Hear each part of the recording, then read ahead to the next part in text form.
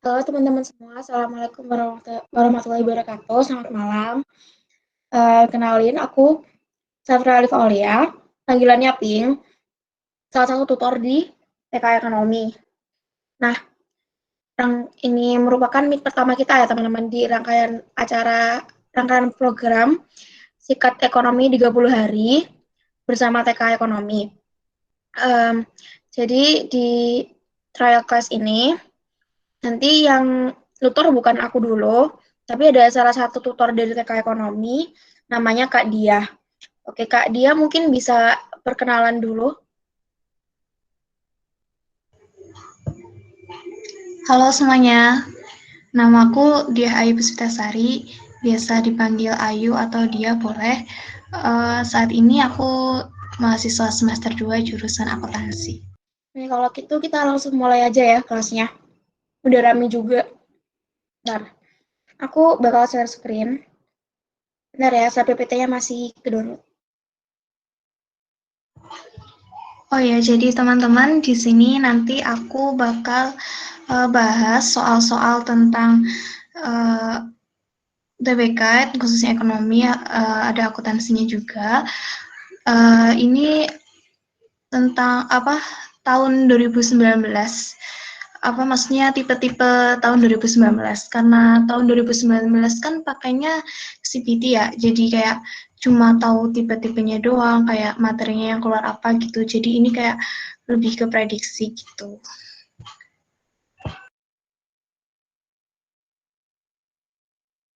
Oh ya, di sini kita belajar bareng ya. Jadi sebelumnya aku minta maaf kalau misalnya nanti aku ada kesalahan atau apa.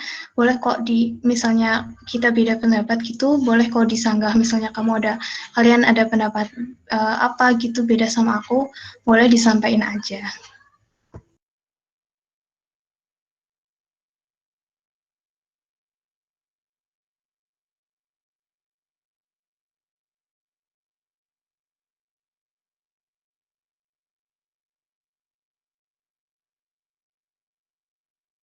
Oh ya, sebelumnya kita berdoa dulu aja kali ya, biar diberi kelancaran untuk belajar malam hari ini. Dimulai, berdoa, mulai.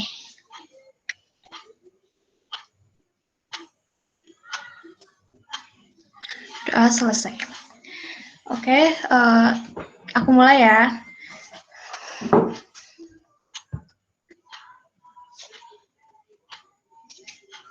Nomor 1.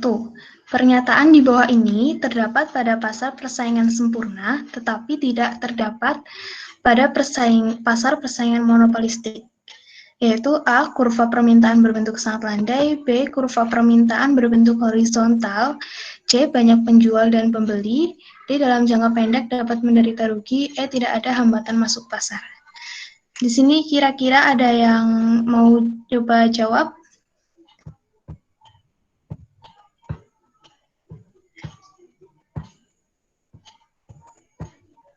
Ayo, bebas kok. Kalau salah juga nggak apa-apa. Nanti kan itu bareng-bareng.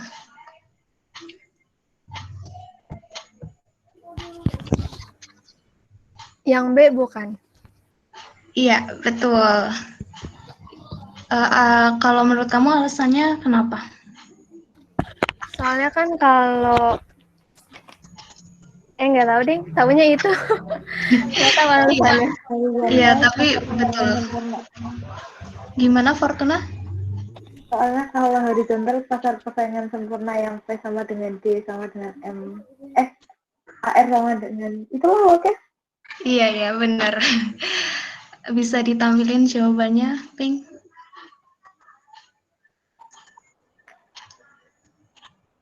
Nah, ini maaf ya, gambarnya jelek. Aku gambar sendiri tadi. Nah, itu benar tadi jawabannya siapa tadi, Ajeng sama Fortuna ya. Jadi, kalau pasar di perusahaan, maksudnya kalau kompetitif sempurna itu kurva permintaannya horizontal, sedangkan di kompetitif monopolistik miring ke bawah. Nah, diingat-ingat tuh kalau kompetitif sempurna itu D sama dengan P sama dengan AR sama dengan MR. Jadi kurva permintaannya itu horizontal. Oh ya, nanti di-share kok ya ini filenya, tapi nanti agak malaman atau kemungkinan besok. Oke, selanjutnya soal nomor 2. Bentar. Mungkin teman-teman ada yang kurang paham gitu atau ada yang kurang jelas, boleh ditanyain. Oh ya, teman-teman ada yang mau ditanyain? Kak, kalau pasar-pasar yang kayak menderita rugi sama laba mungkin jangka panjang sama jangka pendek itu apa sih ya? Pasar apa aja maksudnya? Kalau itu, misal kalau pasar persaingan sempurna itu apa namanya kan, bebas keluar masuk apa ya? Bukan, Iya. kalau pasar persaingan sempurna, apa namanya, kalau masih awal kan dapatnya laba super normal. Nah, nanti kalau udah super normal kan menarik banyak orang. Nah, itu nanti jangka panjangnya cuma laba normal. Itu sih contohnya pasar persaingan sempurna. Kalau jangka pendeknya gimana, Kak? Itu kalau jangka pendek setauku labanya laba super normal. Jadi kan menarik para itunya pengen jualan itu gitu. Nanti udah pada masuk ke pasar itu, lama-lama kan di jangka panjang labanya jadi laba normal gitu sih. Kak, pasar monopolistik itu yang barangnya identik bukan ya? Pasar monopolistik itu yang apa namanya? Identik benar-benar. Iya, jadi monopolistik itu dia hampir sama kayak PPS, tapi beda ya. Jadi di monopolistik itu barang-barangnya masih punya diferensiasi, ada perbedaan sedikit. Oh ya, makasih Ping.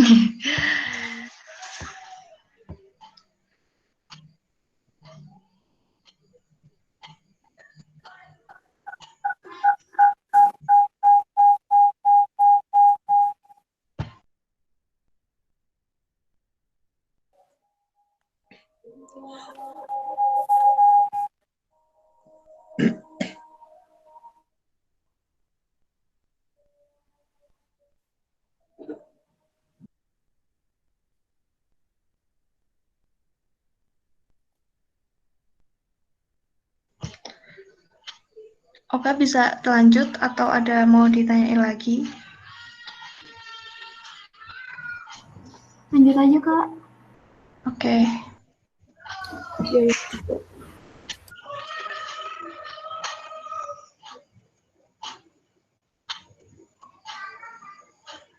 Oh, itu tuh ada pertanyaan di kolom chat. Apa, yuk. Halo?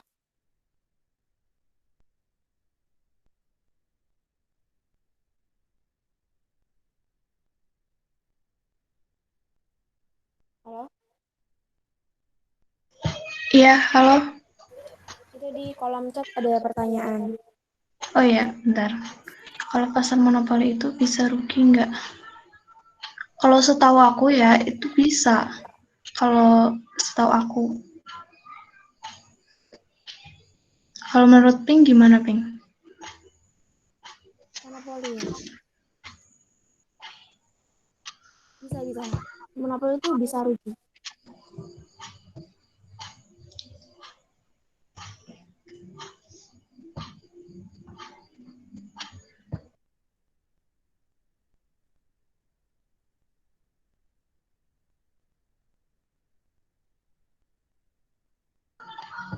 Oke, sama-sama. Lanjut ya. Kamu nanya ruginya itu waktu jangka panjang atau jangka pendek ya?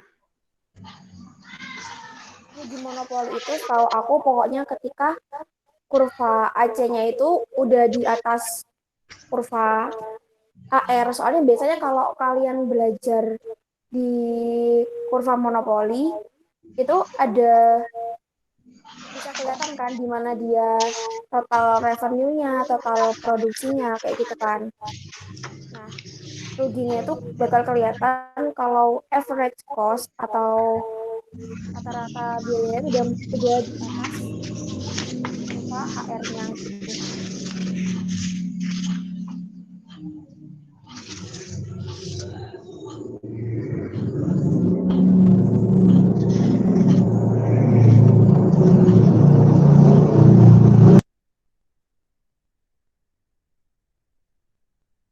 Gimana teman-teman?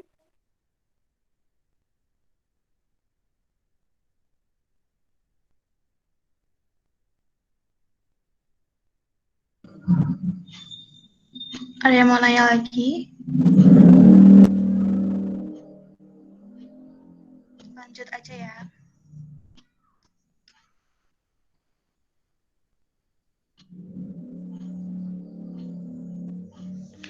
Yang kedua, harga sepeda motor di suatu daerah meningkat sebesar 30%, sehingga menyebabkan permintaan terhadap sepeda motor mengalami penurunan sebanyak 35%.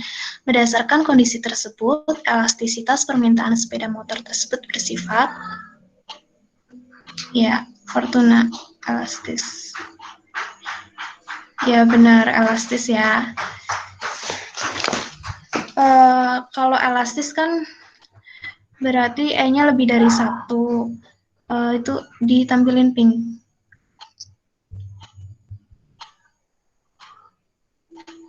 Nah, mencari elastisitas kan persentase perubahan yang diminta dibagi persentase perubahan harga. Nah, yang diminta kan 35% dibagi 30. Ketemunya 1,16. Itu elastis. Kalau elastis ini contohnya barang apa? Ada yang tahu?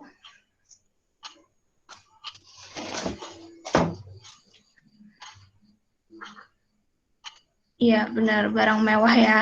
Kalau elastis itu barang mewah. Jadi, kalau misal harga berubah sedikit, permintaannya langsung berubah drastis atau elastis.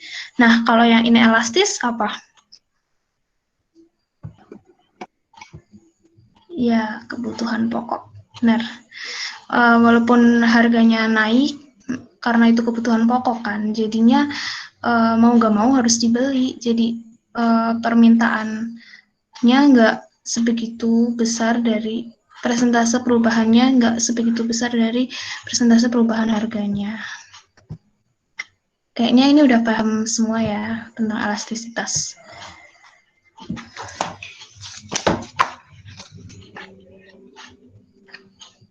Lanjut atau ada pertanyaan?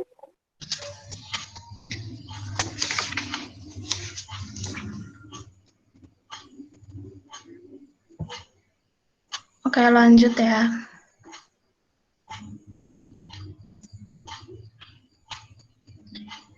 Nah, yang ketiga, kebijakan pemerintah menambah subsidi untuk BBM akan mengakibatkan kurva apa ya? Ada yang tahu?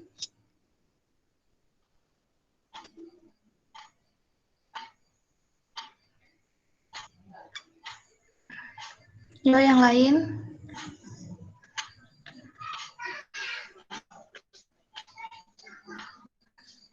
Oke, Pramudita bisa kasih alasan nggak kenapa jawabannya B?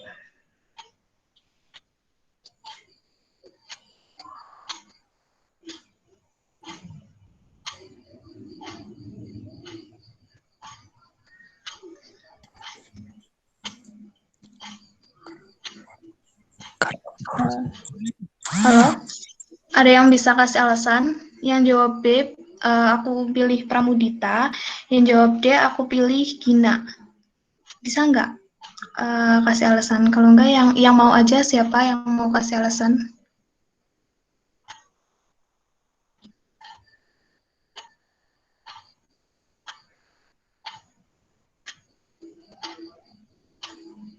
Nah, itu nih Komang, Ayu, subsidi itu mempengaruhi penawaran. Jadi yang benar itu yang penawaran bergeser ke kanan. Subsidi itu kan salah satu intervensi pemerintah ya, kebijakan pemerintah untuk tujuannya itu untuk menurunkan harga. Jadi nanti kan harganya turun. Nah, terus kalau harganya turun, jumlah yang ditawarkan meningkat itu. Jadi penawarannya bergeser ke kanan.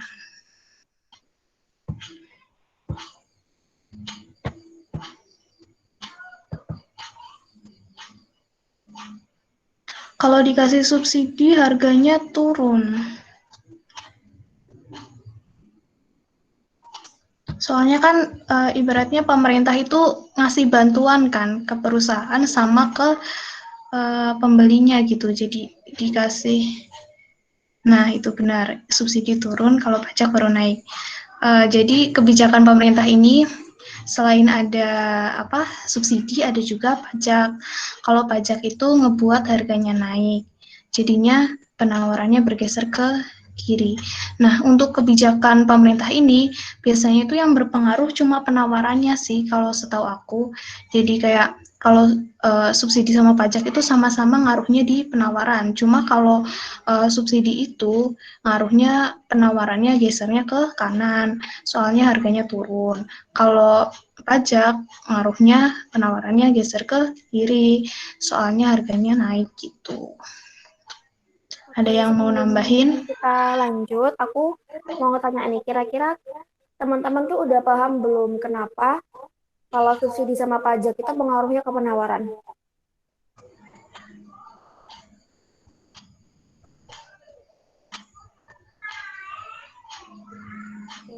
Jadi gini ya, kenapa kok pengaruhnya penawaran? Salah satu perbedaan dari permintaan sama penawaran itu adalah subjeknya kan. Kalau permintaan kita tuh lebih ke konsumen, kalau penawaran tuh produsen. Nah, sementara kalau subsidi dan pajak itu diberinya kepada produsen, ya kan lewat produsen dulu. Makanya setiap ada subsidi atau pajak, perubahannya itu akan ke penawaran kayak gitu. Mungkin pajak emang ada yang dibebankan sama konsumen, tapi itu kebijakan dari perusahaannya sendiri. Tapi secara langsung si pemerintah itu ngasih pajak subsidi itu ke produsen. Sementara produsen itu pengaruhnya ke penawaran. Makanya subsidi dan pajak itu akan mempengaruhi kurva penawaran, bukan permintaan. Kayak gitu. Udah paham belum? Makasih Kak Ping penjelasannya. Oke, sip.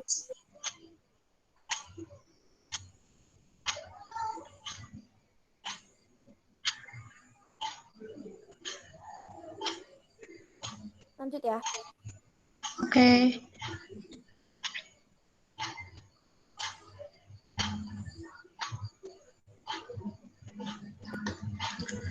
Nah, nomor 4.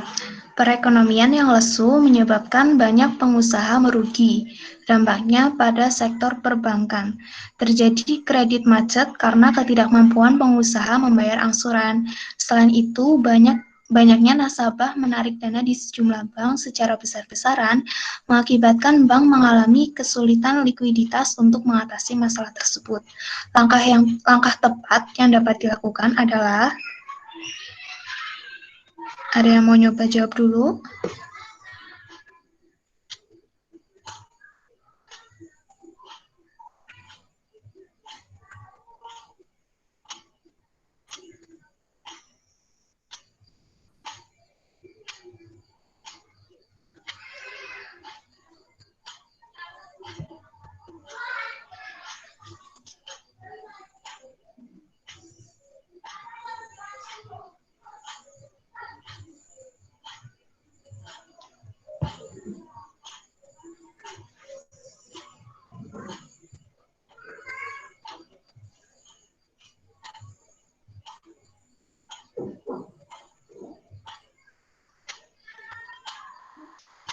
Kamu nanya dong, kebijakan operasi pasar terbuka itu kayak money policy bukan ya?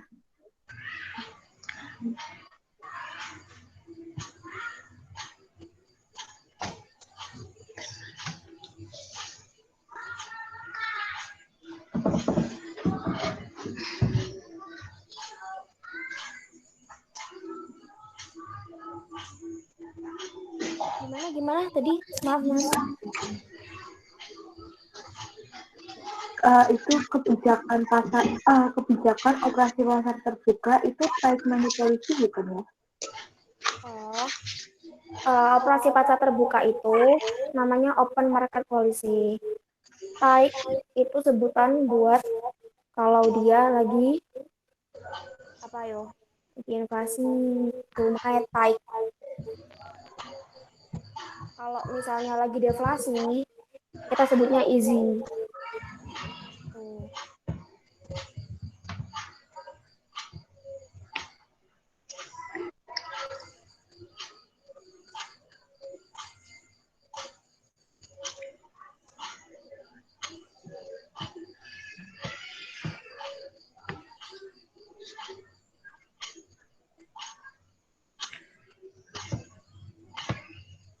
Iya, makasih Pi udah bantu jelasin. Aku bahas ya, ini jawabannya yang benar yaitu E. Karena masalah kredit macet dan penarikan uang di bank secara besar-besaran akan ngasilin kelesuan ekonomi yang dapat menyebabkan bank mengalami kesulitan likuiditas, sehingga jumlah uang yang beredar dalam masyarakat bertambah. Nah, keadaan ini dapat menyebabkan bank mengalami kesulitan likuiditas dan jumlah uang yang beredar dalam masyarakat kan bertambah. Terus kalau jumlah uang yang beredar di masyarakat bertambah kan dapat mengakibatkan tingkat inflasi yang tinggi. Nah, pemerintah dapat mengatasi masalah ini dengan cara meningkatkan suku bunga simpanan yang lebih tinggi sehingga masyarakat jadi tertarik tuh buat nabung di bank, sehingga nanti kalau masyarakat udah nabung di bank jadinya uang yang beredar di masyarakat kan berkurang gitu. Ada yang mau nambahin? Kalau yang A itu gimana ya Kak?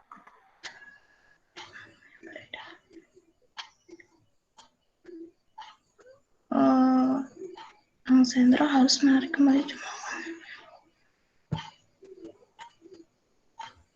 Ya, sebentar ya. Aku izin nambahin ya. Iya, Ping. Boleh. Jadi gini, kalau kalian mencoba jawab soal, kita harus tahu kunci dari soalnya itu apa dulu. Maksudnya kata kuncinya. Di sini, kenapa jawabannya E? Itu karena kan menaikkan suku bunga. Menaikkan suku bunga itu adalah kebijakan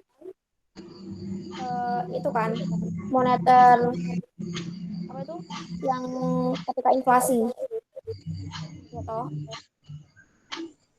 Nah, di sini mana yang menyebutkan kalau dia itu inflasi? Itu kalimat pertama nih, perekonomian yang lesu menyebabkan banyak pengusaha merugi. Artinya di sini di saat itu perekonomiannya sedang inflasi. Tuh. Jadi itu kenapa jawabannya E. Jadi kan ada yang tanya, kok nggak A? Jadi ketika lagi inflasi, benar kita harus mengurangi jumlah uang beredar, tapi bukan menarik ya. Pahamku tuh gitu. Di sini kayak main kalimat gitu loh. Paham nggak?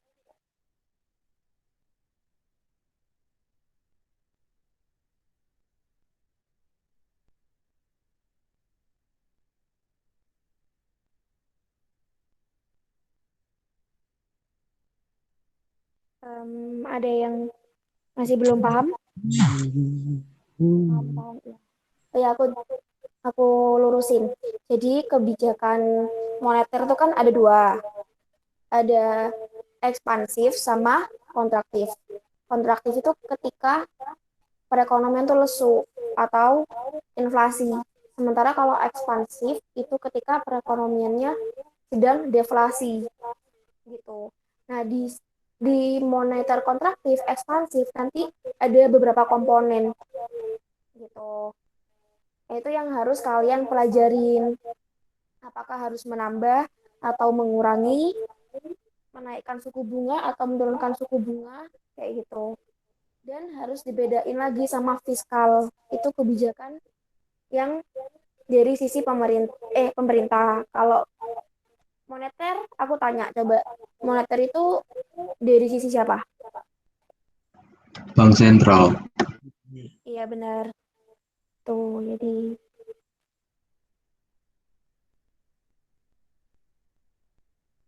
jadi kenapa aku pahamnya di sini ekonominya itu inflasi, karena dibilangnya dia lagi kredit macet karena ketidakmampuan pengusaha membayar angsuran. Terus banyak nasabah menarik dana. Tuh. Nanti kalau emang ada kesalahpahaman soal, kita bakal kasih tahu ke kalian nanti gitu. Gimana? Yuk, ada yang kamu tambahin nggak?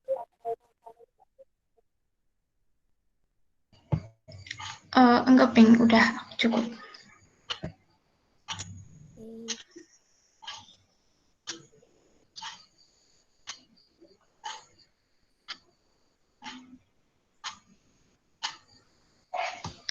Lanjut, nomor 5. Menurut teori kuantitas uang, faktor utama yang menyebabkan terjadinya inflasi adalah penambahan uang beredar. Sebab jumlah uang yang beredar terdiri atas uang kartal yang dikeluarkan oleh bank sentral dan uang giral yang dikeluarkan oleh bank umum.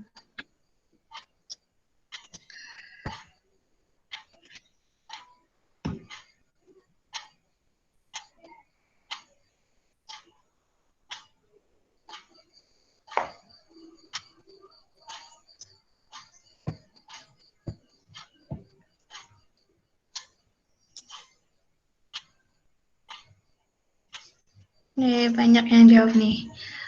Benar ya, jawabannya B. Teori kuantitas uang yaitu harga barang berbanding lurus dengan jumlah uang yang beredar. Terus penambahan jumlah uang yang beredar mendorong terjadinya inflasi karena terjadinya peningkatan yang sebanding pada harga. Nah, terus jumlah uang yang beredar juga terdiri atas uang kartal yang dikeluarkan oleh bank sentral dan uang giral yang dikeluarkan oleh bank umum. Keduanya benar, tapi tidak menunjukkan hubungan sebab akibat. Kalau menurut aku, kalau jawaban kayak gini tuh bisa tahu sebab akibatnya tuh kayak misalnya kita menurut ini terus karena itu nyambung apa enggak. Kalau enggak berarti itu bukan. Nah, sekedar info untuk UTBK tahun 2019 kemarin, sebenarnya ada yang bilang kalau soal sebab akibat itu enggak keluar, tapi kan siapa tahu besok keluar gitu. Jadi aku tampilin aja contoh soal sebab akibat.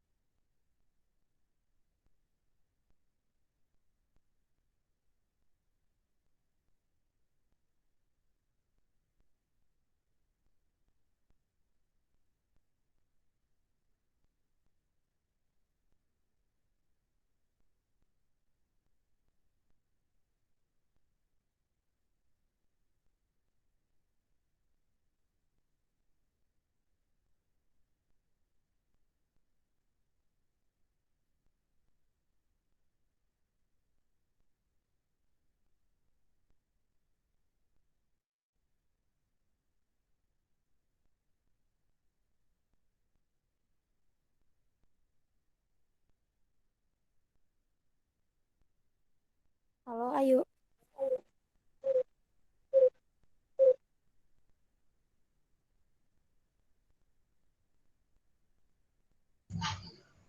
Halo? Itu ada yang tanya di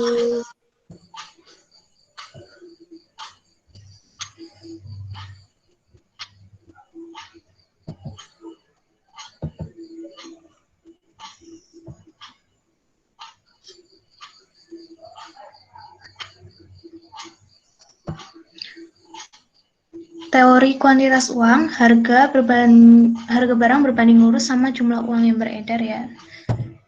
Terus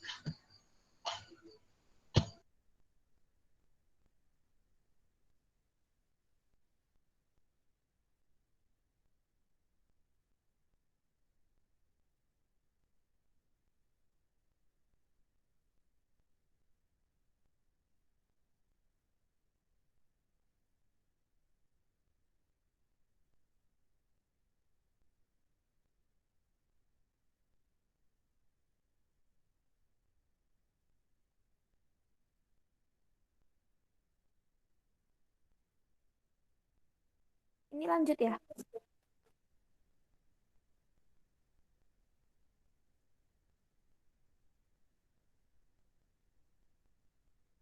Halo?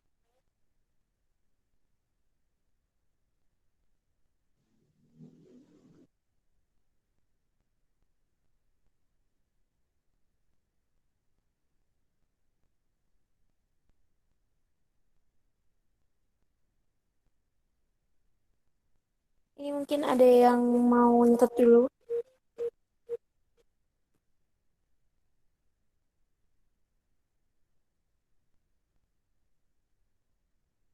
Oke, jadi M itu apa, V itu apa?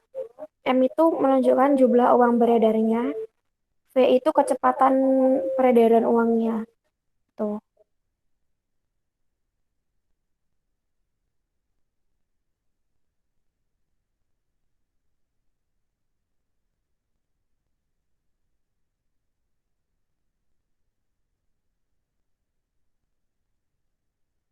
Lanjut ya.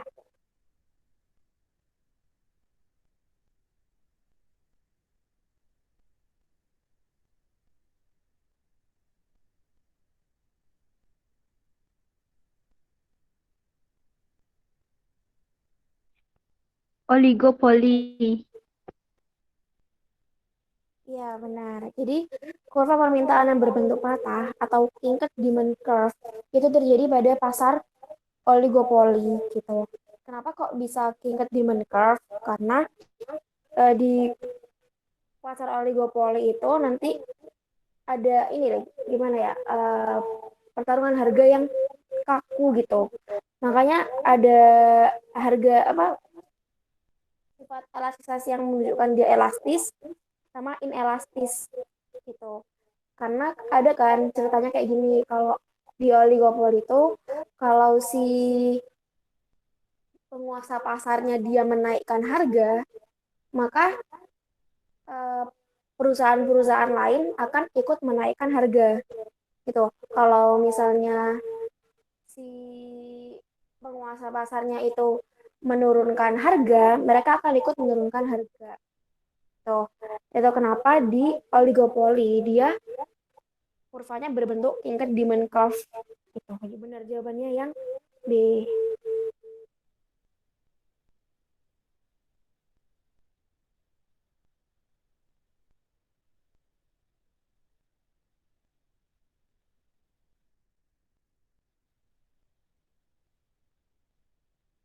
Halo Ayu.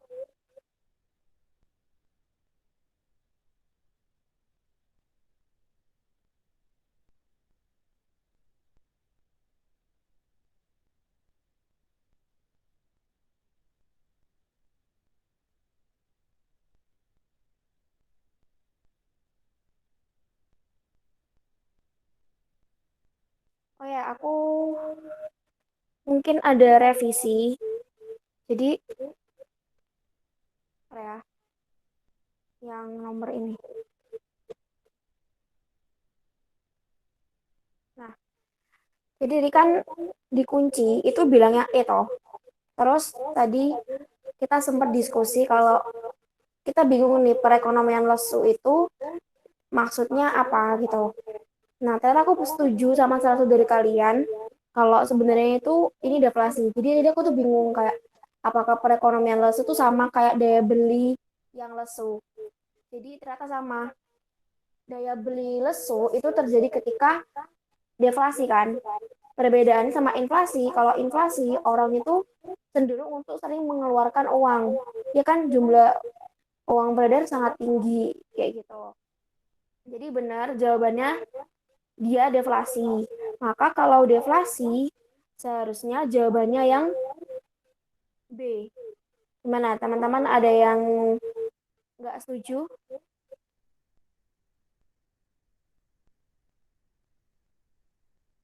Ya, setuju ya. Kenapa kok B? Karena gini, tadi aku jelasin ada kontraktif dan ekspansif. Nah, kalau kontraktif itu kita harus menaikkan suku bunga. Kalau ekspansif, kebalikannya kita akan menurunkan suku bunga. Itu kenapa tadi kita bingung nih sama yang A. Kenapa kok yang E benar tapi yang A salah?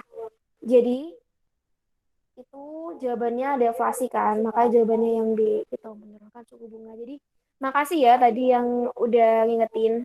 Thank you, keren deh.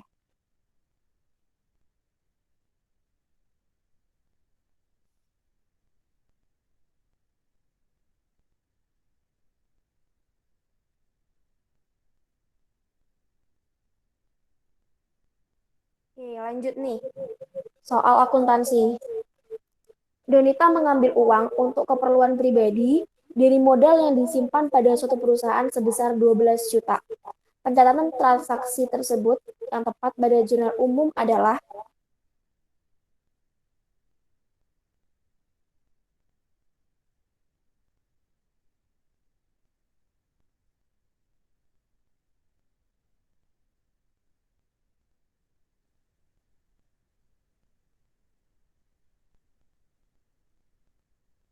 Oke, ada yang jawab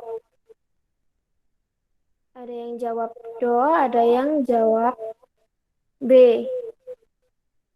Kenapa nih yang kok pada jawab do? Kenapa pada jawab B? Alasannya kenapa nih? Ada yang E juga.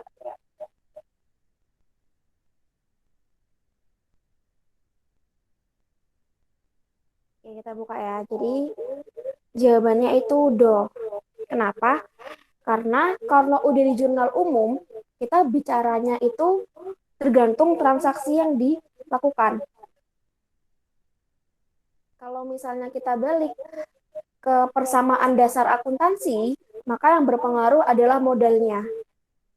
Bagaimana sebuah transaksi berpengaruh ke modal. Tapi kalau udah jurnal umum, kita fokus kira-kira ini apa yang bertambah, apa yang berkurang. Gitu. Nah, kenapa jawabannya do?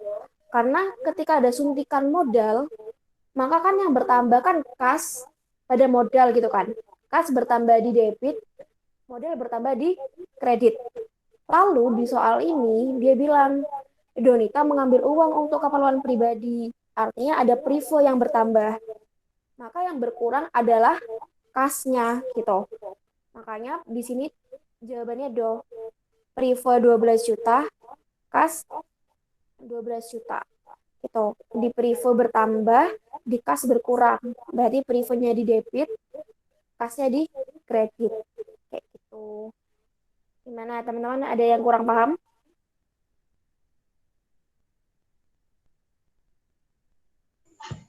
Maaf ya, tadi sinyalku agak susah. Iya. Mau nambahin sedikit, kalau misalnya kalian tiba-tiba lupa nih, kalau lagi ngerjain soal kan suka gugup gitu kan. Priva masuknya saldo normalnya di debit apa kredit. Nah, ingat aja pasangannya itu priva sama kas, kita itu sendiri, pasangan sendiri. Terus kalau misalnya kas diambil kan berarti berkurang kan. Jadinya kasnya berkurang di kredit, berarti priva itu saldo normalnya di debit gitu sih kalau dari aku. Aku juga dulu itu pas awal-awal belajar ekonomi, terutama akuntansi ya, itu emang kudu mikir lama. Dia bakal ke debit atau kredit. Jadi kalau awal-awal aku pasti tulis gitu. Harta, utang, modal, pendapatan, beban, priva. Tambah di mana, kurang di mana, tambah di mana, kurang di mana. lama-kelamaan dengan kayak gitu, kalian jadi lebih hafal gitu. Bukan hafal aja sih, paham gitu. Oke, lanjut ya.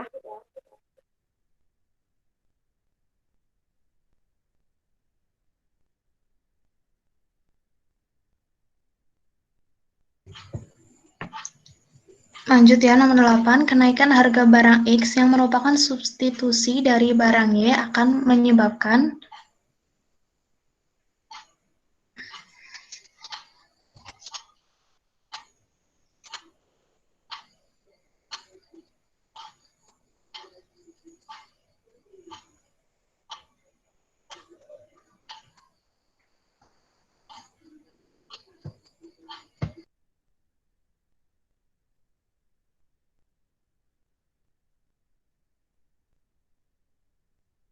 Ada yang mau jawab nggak nomor 8?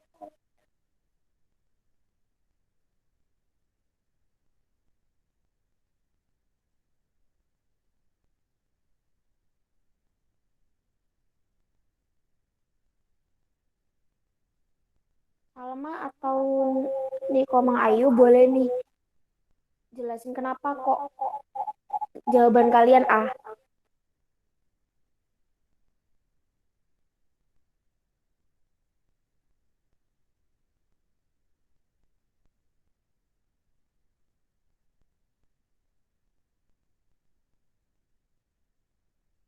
Oke.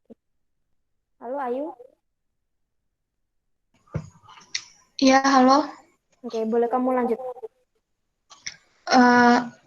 Ini sebelumnya aku mau tanya dulu, kalian udah paham kan ya kalau perbedaan barang substitusi sama komplementer gitu. Kalau substitusi kan berarti pengganti kan, terus kalau komplementer pelengkap.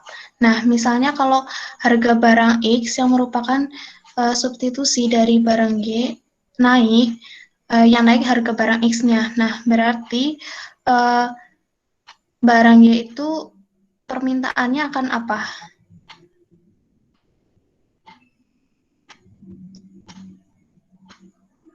Naik. Nah, benar. Kalau permintaan naik, bergesernya ke kanan kan? Nah, jadi jawaban yang benar D. Kurva permintaan barang Y bergeser ke kanan sehingga harga barang tapi di sini kok harga barang Y-nya naik ya? Iya bener kok. Benar. Hmm. Oh ya, oke deh. Jadi teman-teman paham nggak kenapa kok barang Y-nya naik? Harga barang Y-nya naik. Kenapa? Ada yang paham? Karena permintaannya naik.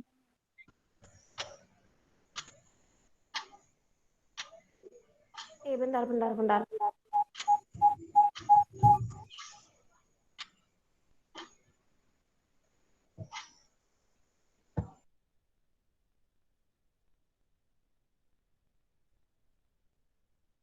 Jujur aku agak ini sih, kurang setuju. Kamu gimana yuk? Iya, aku pas baca harga barangnya itu agak itu gimana gitu. Kalau kurva permintaannya sih benar ya bergeser ke kanan, soalnya kan naik harganya itu. Menurutku jawabannya itu B.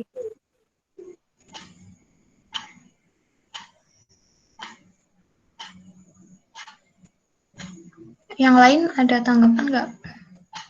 Ada yang setuju nggak sama aku kalau B?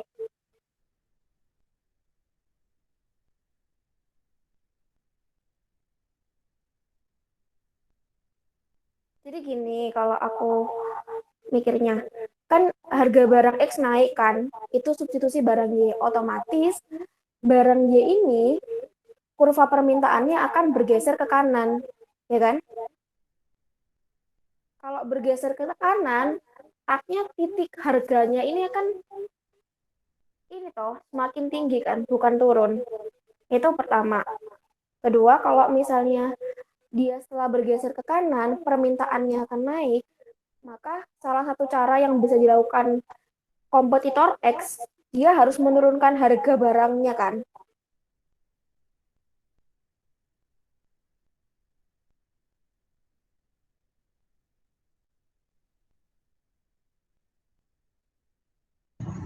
Iya juga sih, itu benar, Be. Benar juga. Tapi kenapa itu kuncinya D ya? Bentar, aku tadi nggak harga barangnya naik, cuma baca depannya soalnya. Tapi kalau kita bilang do juga benar sih.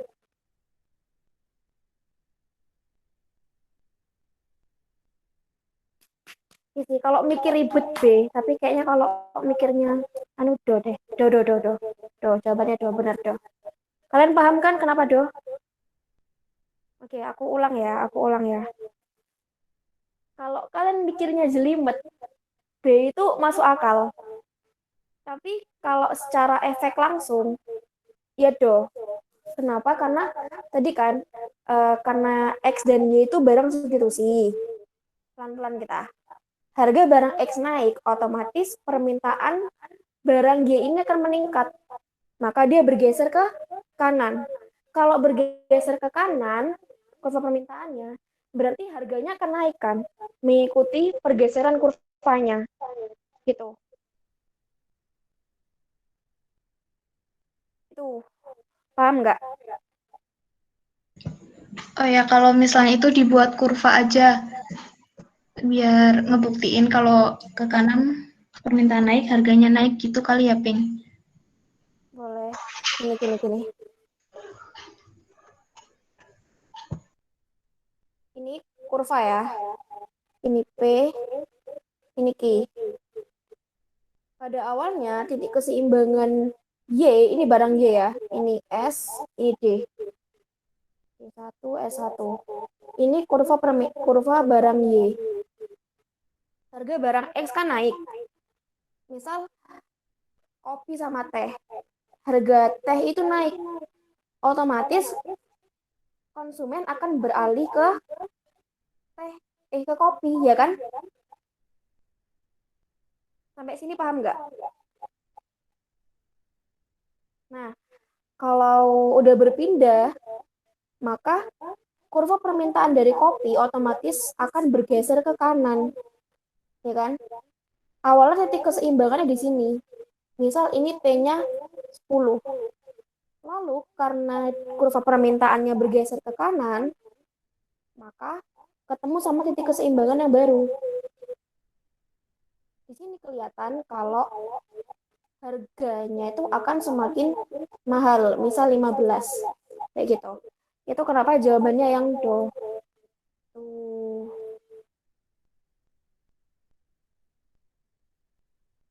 Paham ya? Jadi kalian kalau masalah soal permintaan, penawaran, kurva-kurva itu lebih baik digambar. Tuh.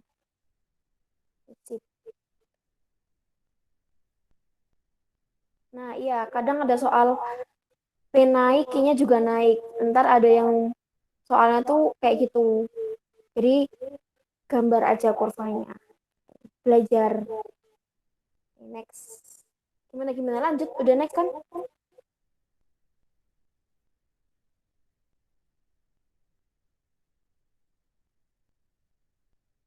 Yuk, ada yang tanya yuk. Kalau barang komplementer itu, semisal harga apa ya? Misal komplementer barang apa? Kopi sama gula ya. Misalnya harga kopi naik, berarti otomatis orang kan nggak beli kopi karena maksudnya karena naik gitu, jadi milih yang lain kan. Nah, otomatis gulanya itu nggak kebeli juga gitu, soalnya dia itu pelengkap dari kopi itu. Iya benar, gulanya juga turun. Gimana lanjut? Oke.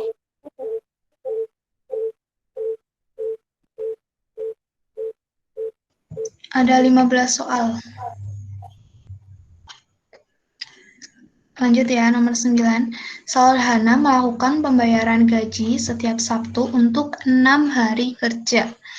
Jika gaji terakhir dibayar pada tanggal 28 Desember 2018 dan di perusahaan tersebut terdapat 15 karyawan dengan upah harian 100.000. Pada akhir tahun, jurnal penyelesaiannya adalah udah ada jawabannya ya di situ. Tapi ada yang tahu nggak kenapa jawabannya kayak gitu?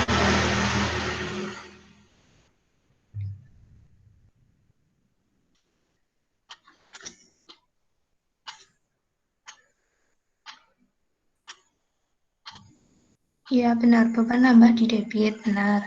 Terus kenapa bisa ketemu 3 juta gitu? Ada yang tahu?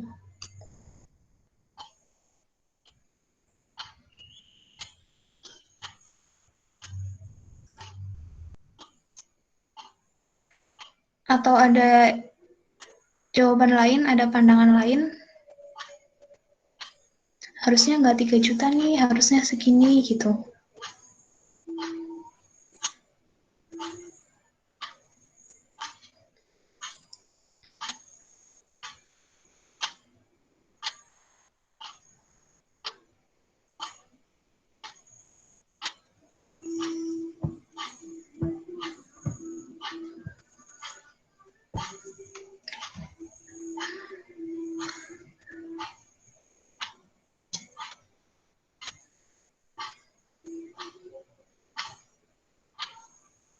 Nah, itu benar Jonathan Raymond.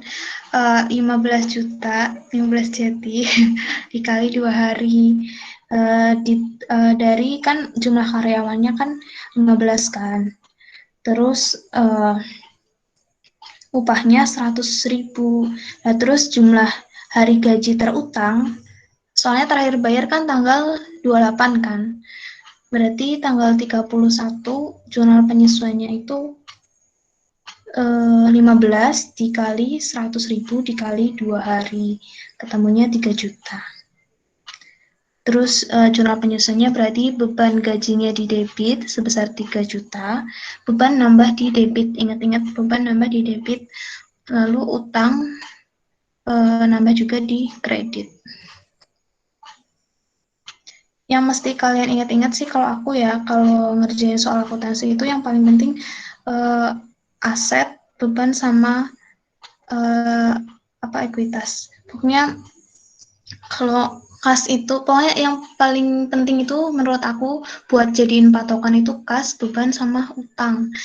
Kalian harus hafal 3 itu di luar kepala. Oh ya, 2 hari maksudnya gimana? Kalau tadi aku juga agak ini ya, bingung pertamanya. Terus setelah aku pelajari, soalnya di sini tuh 6 hari. 6 hari, jadinya minggunya nggak dihitung. Kalau menurut aku gitu. Atau ada yang lain? Aku bantu jelasin boleh nggak? Iya, boleh dong. Jadi kan untuk 6 hari kerja kan. 6 hari kerja berarti kan untuk Senin, Selasa, Rabu, Kamis, Jumat, Sabtu. Ya kan? Dan terakhir dibayar itu 28 Desember. Artinya 28 Desember itu jatuh pada hari Sabtu. Bener nggak? Nah, Desember itu ada 31 hari.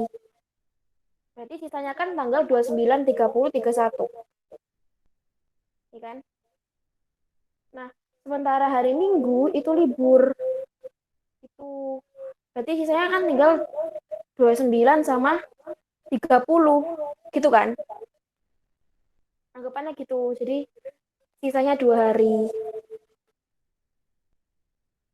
28, tanggal 29 libur, 30, 31 itu hari normal mereka kerja. Jadi kenapa harus dikali? Karena ada 15 karyawan. 15 karyawan kerja 2 hari. Per harinya itu 100.000. Makanya 15 dikali 2 hari dikali 100.000. Dapatlah angka 3 juta. Paham nggak? Ada yang masih bingung? Jadi ngitungnya keseluruhan gitu ya, bukan per karyawannya, bukan. Jadi kan perusahaan itu punya 15 karyawan, jadi utangnya itu ya ke 15 karyawan itu gitu. Nah, itu benar.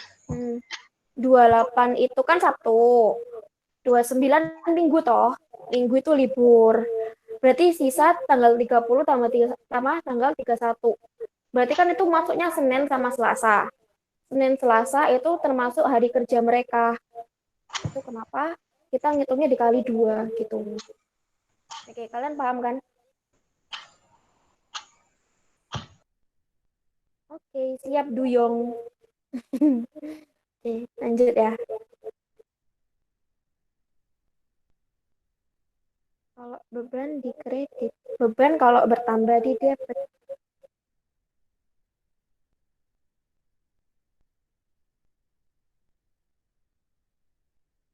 Kalau Putri. Jadi kalau beban bertambah itu di debit ya.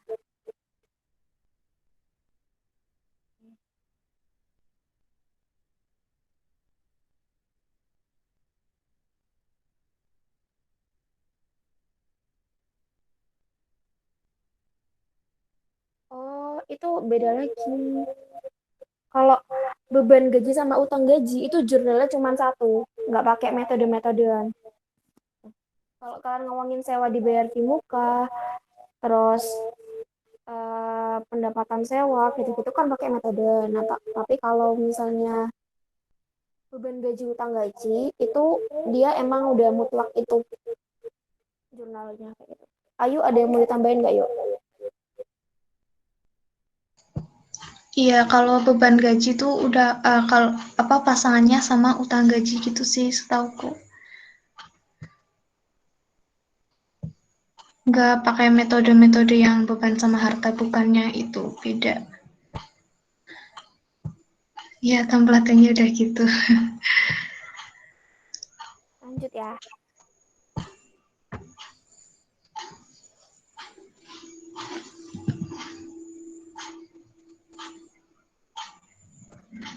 Nomor 10, diketahui persamaan konsumsi C sama dengan 50 triliun ditambah 0,8 Y.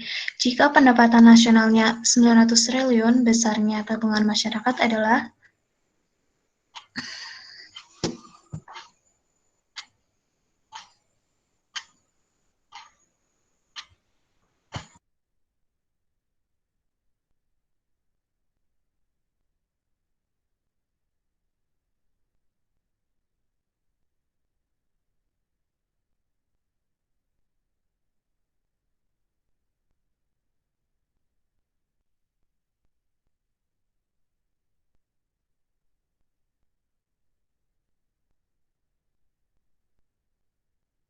Ini ada, oh ya sih benar.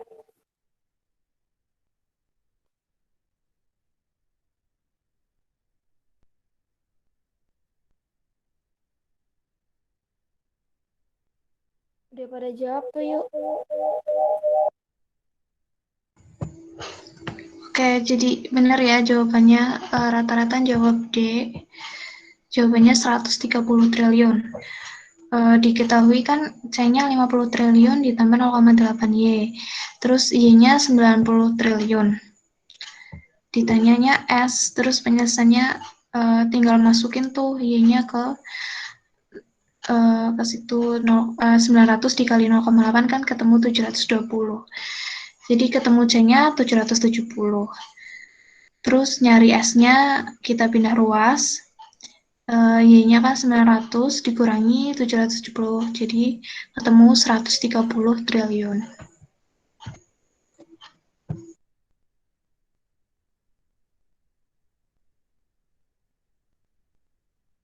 Oh ya, kalau cara lain itu kan diketahui fungsi konsumsi. Tinggal kalian rubah ke fungsi tabungan terus dimasukin langsung. Tadi di chat ada yang tahu kok, ada yang bener. Lanjut.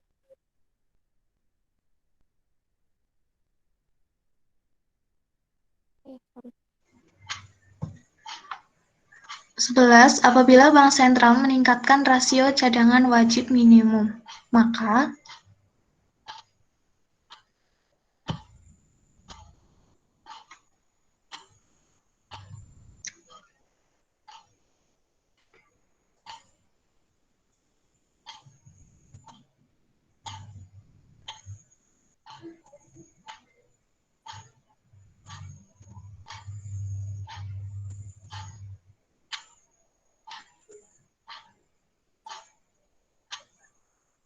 Suku bunga turun.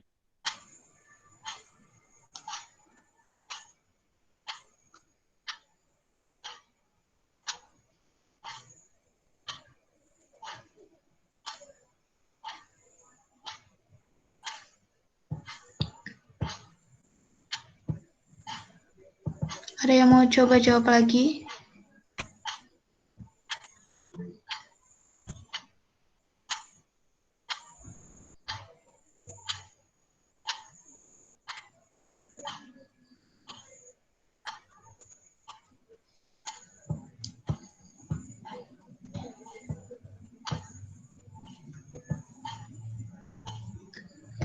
Oke, jawaban yang benar D ya, dana menganggur di bank bertambah.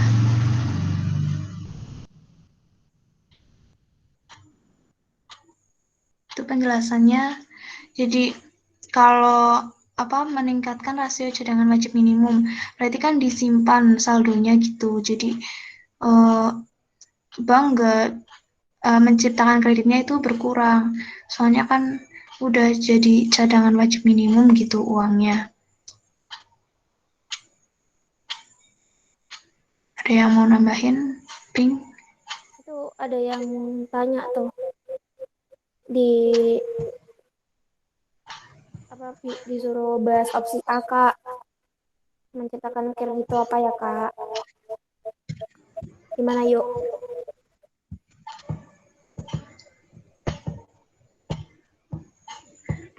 Menciptakan kredit, meminjamkan uang kan, kayak banknya itu. Nah, karena bank sentral udah meningkatkan rasio cadangan wajib minimum, jadi harusnya kemampuan menciptakan kreditnya berkurang. Soalnya uangnya udah disimpan gitu ibaratnya, kalau sepaham aku gitu. Aku nambahin ya. Ya, Pink. Jadi gini, teman-teman paham nggak nomor 11 ini masuk materi apa? Jadi ini termasuk materi sama kebijakan moneter gitu. Kebijakan moneter ada yang tidak kujelasin, ada ekspansif ketika dia deflasi, ada kontraktif ketika dia inflasi. Nah, kalian harus paham dulu komponennya apa aja dan ketika dia inflasi itu gimana, kontraktif gimana, ekspansif gimana. Nah, di sini disebutkan bahwa bank sentral meningkatkan rasio cadangan wajib minimum. Artinya, udah jelas kalau di sini tuh kondisinya sedang inflasi. Ya kan?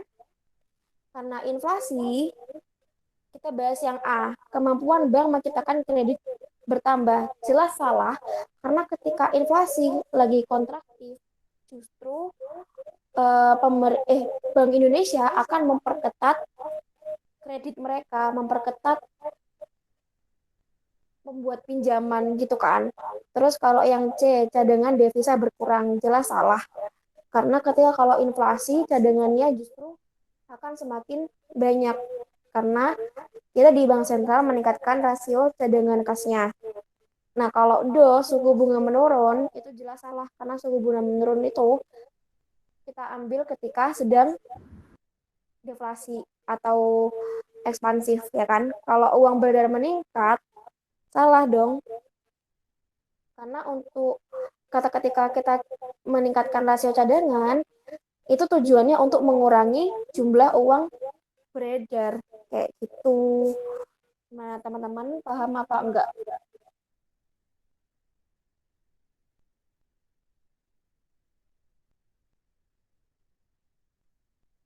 Oke. Gimana yuk? Oke, Pink. Makasih penjelasannya lengkap banget. Itu tuh. Ada yang tanya.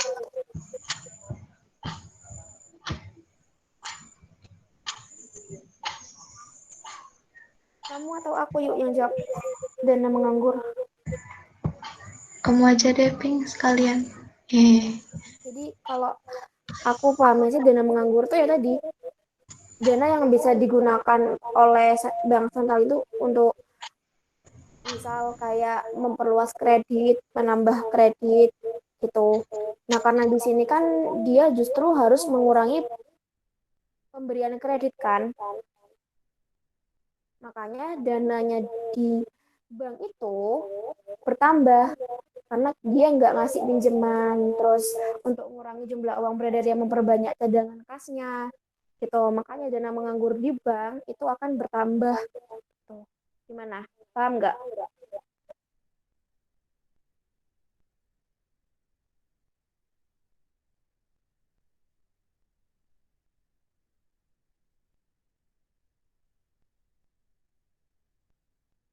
Oke, lanjut.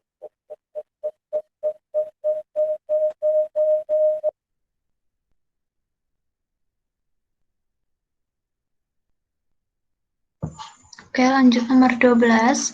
IHK tahun 2010 adalah 153,5% dan IHK tahun 2011 adalah 155,6%. Oleh karena itu, tahun 2011 sedang mengalami ini dihitung dulu laju inflasinya ya.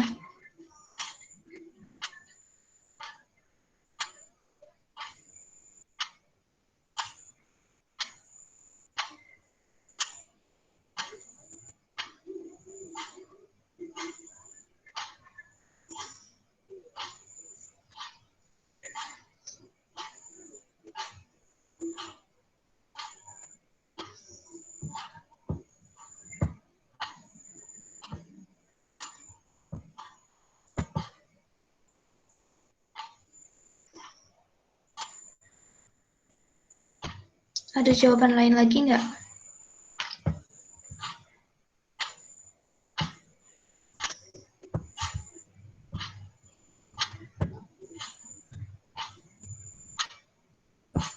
Ada yang mau jelasin kenapa jawabannya yang benar A? Ada yang mau jelasin? Iya, benar di bawah 10%. Kalian carinya gimana?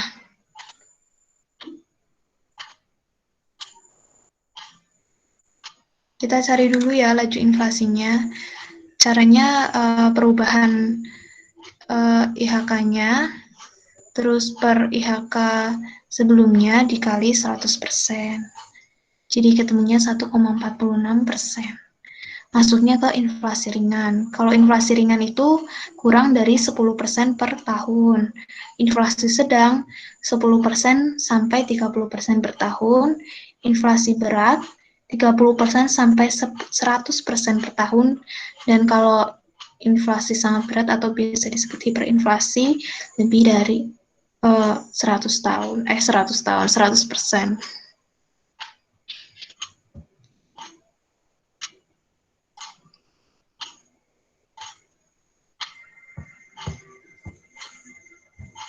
Udah pada paham kan?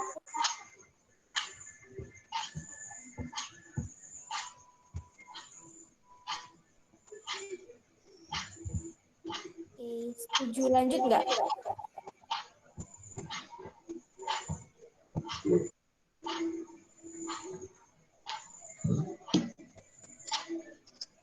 Oke, lanjut nomor 13. Pada saat pendapatan 2,4 juta per bulan, jumlah barang yang dibeli sebanyak 20 unit per bulan. Kemudian, pada saat pendapatan meningkat 2,8 juta per bulan, jumlah barang yang dibeli berkurang menjadi 19 unit per bulan. Jenis barang, ya udah ketahuan ya, inferior. Ini mudah, pokoknya ingat-ingat kalau pendapatan naik, malah barang yang dibeli itu turun, itu berarti barang inferior. Nah, barang inferior ini kalau menurut aku nggak bisa sih ditentuin barangnya yang apa, karena setiap orang itu berbeda gitu. Barang inferiorku mungkin sama Pink beda, terus juga sama kalian beda gitu. Jadi tergantung orangnya masing-masing gitu. Pokoknya kalau misalnya ada pendapatan naik, malah justru pembelian barang itu turun, itu masuk ke barang inferior. Iya, benar relatif. Setiap orang berbeda-beda.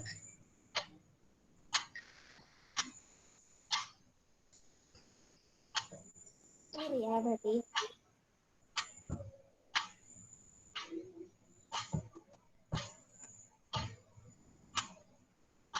7 kalau lanjut.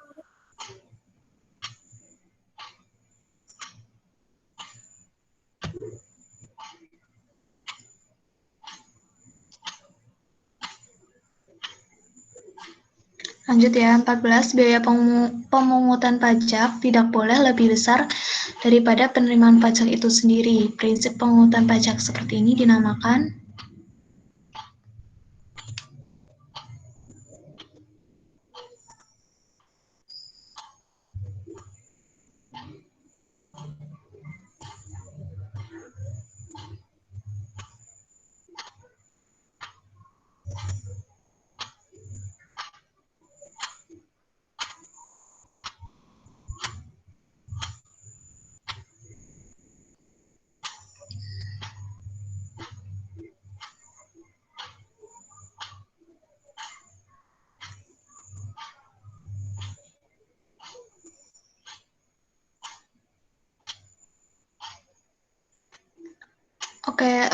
jawaban yang benar B ya, ekonomi.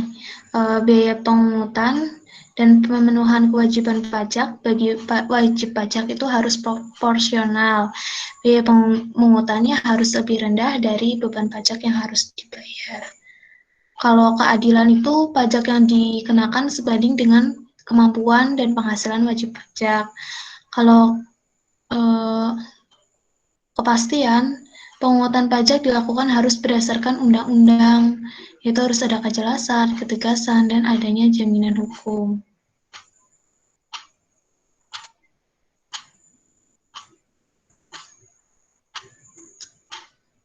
Oh ya, FYI teman-teman, ini soal-soal yang aku tulis di sini itu topiknya itu banyak dari yang katanya keluar di tahun 2019. Jadi udah ada yang aku sesuaiin gitu. Semoga ada yang keluar ya tipe-tipenya gitu besok.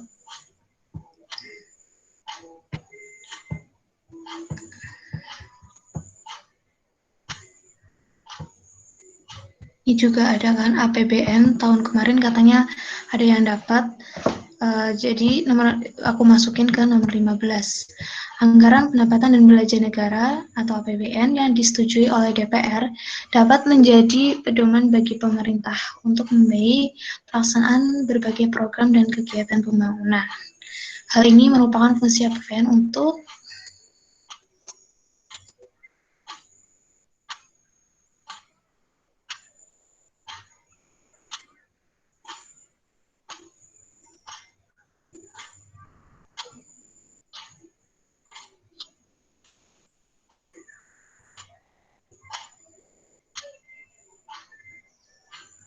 kayak yang benar B ya, perencanaan.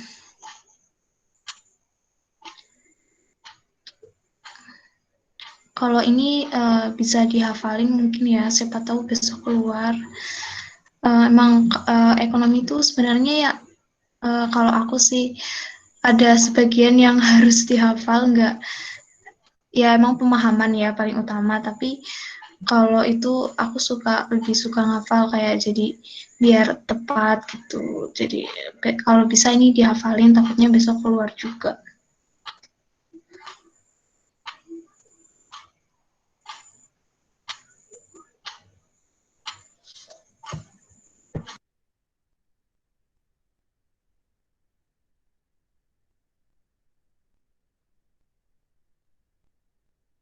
Jadi ada yang minta dibahas ya. Jadi menurutku ya, kalau soal kayak gini itu emang sering keluar sih. Sering keluar meskipun di Olim atau soal-soal kayak FBK mungkin.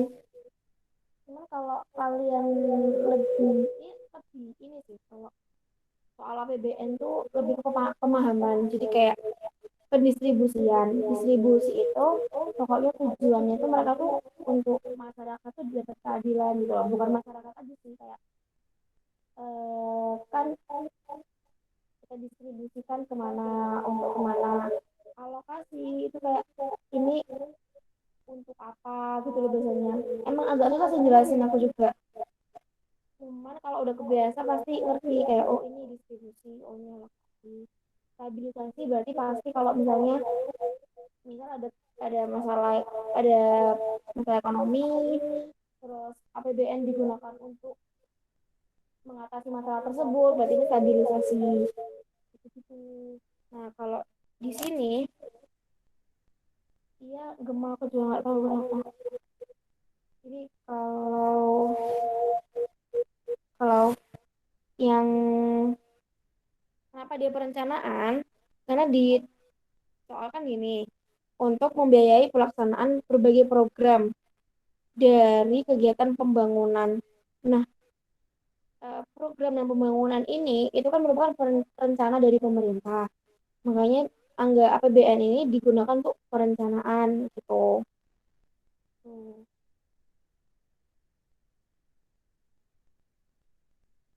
Masih gema nggak?